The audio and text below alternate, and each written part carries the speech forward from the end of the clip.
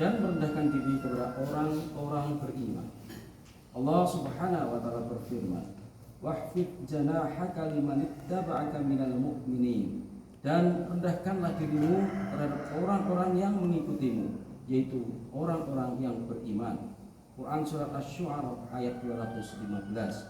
Yakni, rendahkanlah sayapmu atau dirimu kepada orang-orang yang beriman dan berlemah lembutlah terhadap mereka. Allah Subhanahu wa taala berfirman, "Ya ayyuhalladzina amanu may yartadda minkum an dinihi fasawfa ya'tillahu biqaumin yuhibbuhum wa yuhibbunahu adillatin 'alal mu'minina a'izzatin 'alal kafirin." Hai orang-orang yang beriman, siapa di antara kamu yang murtad dari agamanya, maka kelak Allah akan mendatangkan suatu kaum yang Allah mencintai mereka dan mereka pun mencintainya, yang bersikap lemah lembut terhadap orang yang mukmin, yang bersikap keras terhadap orang-orang kafir. Quran surat Al-Maidah ayat 54. Pada masa Nabi SAW dan kekhilafan Abu Bakar telah murtad beberapa kabilah dari bangsa Arab, sehingga Abu Bakar dan para sahabat pun memerangi mereka. Tatkala turun ayat yang artinya, maka kelak Allah akan mendatangkan suatu kaum yang Allah mencintai mereka dan mereka pun mencintainya. Nabi SAW memberikan isyarat kepada Abu Musa al-Asy'ari seraya bersabda, mereka adalah orang ini, yaitu Abu Musa dan kaumnya, yakni penduduk Yaman. Allah Subhanahu wa taala berfirman, "Ya ayuhan nasu inna khalaqnakum min dzakari aw untha waja'alnakum syu'uban wa qabaila lita'arafu inna akramakum 'indallahi atqakum." Hai manusia, sesungguhnya kami menciptakan kamu dari seorang laki-laki dan seorang perempuan dan menjadikan kamu berbangsa-bangsa dan bersuku-suku supaya kamu saling kenal mengenal. Sesungguhnya orang yang paling mulia di antara kamu di sisi Allah ialah orang yang paling takwa di antara kamu.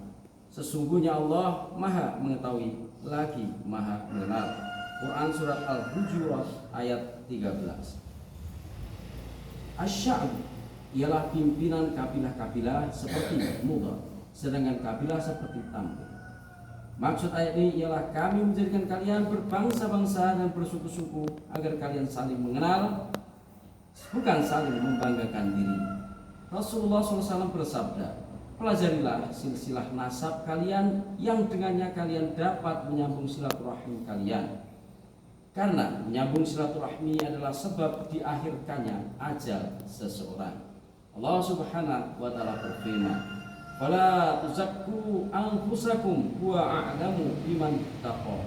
Maka janganlah kamu mengatakan dirimu suci, dialah yang paling mengetahui tentang orang yang bertakwa. Quran surat An-Najm ayat 32.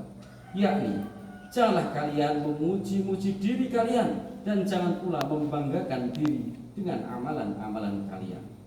Dalam sebuah hadis sahih disebutkan, "Idza kana ahadukum madihan sahibahu la mahalata falyaqul ahsabu fulanan kada wa kada wallahu mahsibuhu wala azakki 'ala Allahi ahada." Jika salah seorang dari kalian harus memuji saudaranya, hendaklah mengucapkan, "Aku mengira si fulan seperti ini dan itu, dan Allah lah yang menilainya, dan aku tidak ingin menyucikan seseorang pun mendahului Allah." Allah Subhanahu wa taala berfirman yang artinya,